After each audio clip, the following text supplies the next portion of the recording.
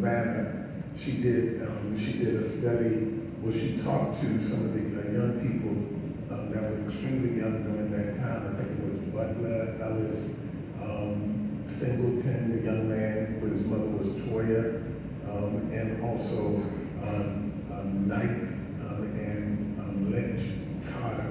Those young people had a chance to reflect upon Baltimore, and they did something very surprising. They started talking about things that I remember about West Baltimore.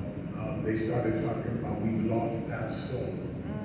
And these young people, it was a phenomenal article, and they started talking about how, and I was surprised to hear this, they started talking about Arabs, and they started to talk about things, food, how we used to have food in the communities, and they heard these stories through their grandmothers and their grandfathers.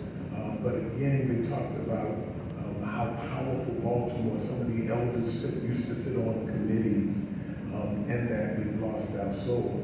I just thought it was a phenomenal article through the eyes of all of those young people that were very integral. One big young man that was on Time magazine, all of them had a chance to share about what was really needed for the generation. And it's something that I remember growing up, Sandtown, West Baltimore. I grew up in West Baltimore, of course, down in Murphy Homes originally, and then we moved up to 1600 block of Division Street. My mother, before she passed 2 months ago, she still lived in the same house and was not going to move. I started talking to her about moving out into the county, and of course she said I had lost all God consciousness, period. She said because she don't care how bad it got, she was not moving from West Baltimore. Absolutely, she said she was not going to do that. So 2 months ago we did have her funeral, but again, one of the greatest things that I remember, I grew up in West Baltimore, and I'm pastoring in West Baltimore. The very church that I came out of, I started in Trinity Baptist Church. There's where ultimately, and I know he's going to rush me, but there's where ultimately where we were cushioned. We're really just reimagining West Baltimore. I grew up cushioned. Across the street, the 1600 block Cushing, Thurgood Marshall's house was directly across the street from me. Again, up the street was Providence Hospital at that time. On the corner, my mother worked at Cess Restaurant during that time. But then Pennsylvania Avenue was right around the corner. Crispus Addicts was right down the street. The savings and loan were sitting right there on Wilson Street. I'm dating myself now. But then the mosque number 6, I believe it is, all of that was cushioned in most of us to the point where it was community that was critical to our development. I didn't even know I was poor. Because I had arena players that was down the street. So during the summer, they would take me, I couldn't sing, act, or dance.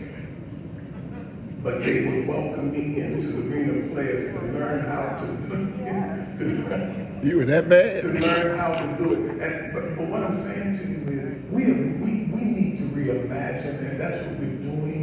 Reimagining West Baltimore. When they offered me a church in the county, I said, absolutely not. My ministry, even today, it is 70% those that are in recovery and also those that are returning citizens. And that is the level of ministry that we do. And of course, the senator here, as always, continues to help us to do the work, do entrepreneurship, all of that. But I think where we are even now, of course, I'm a professor at Morgan State University for the last 26 years. And in the School of Social Work, I remember during the Freddie grade, during that particular time, we we allowed for a lot of the community members to come up Morgan State University, but also the police officers came up to Morgan State University right after that, and we had a place where we had conversations about what does going forward look like, and it was extremely powerful. We did have a moment for some of the community members, some of the gang members to come up and be a part of the conversation, and we housed them, and there's where we kind of launched some more work through the Ministers Conference Empowerment CDC. We launched the Cradle to Career program, and we've been a part of offering them STEM work for the last 7 years. So again, I think that where we are now, and being a part of Bill, I get a chance to work with Bill, Tracy, and I see Jeff. We get a chance to work together to build and looking at not only legislation, again, I say it's the build from Vernon Dobson, the build from the Moon Squad.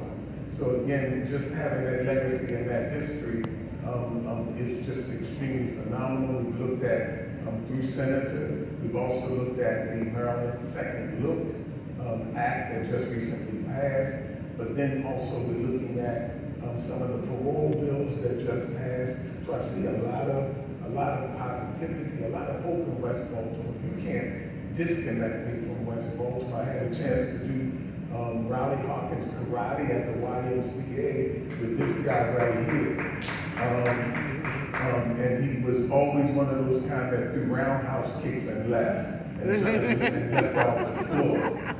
But again, we had that chance to do that. So I just kind of see, in reflecting on Freddie Gray, I see a return, a reimagining back to what it was. In the sense, you can't bring back old things, but you can reimagine how powerful West Baltimore it's as far as I'm concerned. I lived east, lived north and south, but West Baltimore was the mecca of change, historically. So again, I just kind of see us as we move forward, how we reimagine that process, how I reimagine life for those that are in recovery, how I reimagine life for those that are returning citizens, and how we move them through the process of seeing a whole lot of change. So I'm excited to be a part of West Baltimore. I'm excited to be a part of all that's getting ready to happen and on North Avenue as well. And I'm just really excited. I don't see a sad story because that's not what I came from. I see possibility. I see potential. I'm a part of the We Our Us Men's Board. Again, I see possibility. What we always say, it is not about your liabilities. It's about your possibilities. It is not about the problem. And that is how we run We Our Us. And that is how we want to continue to go forward. I know Bishop Elliott is here to talk about it. I know Pastor Corey is here to talk about it. We are in the trenches. But get what you heard. We are in the trenches. We imagine sharing stories about what West Baltimore used to look like. I see Diane McCoy, all of the work that was done to reimagine West Baltimore. I still see it being very vibrant as we continue to move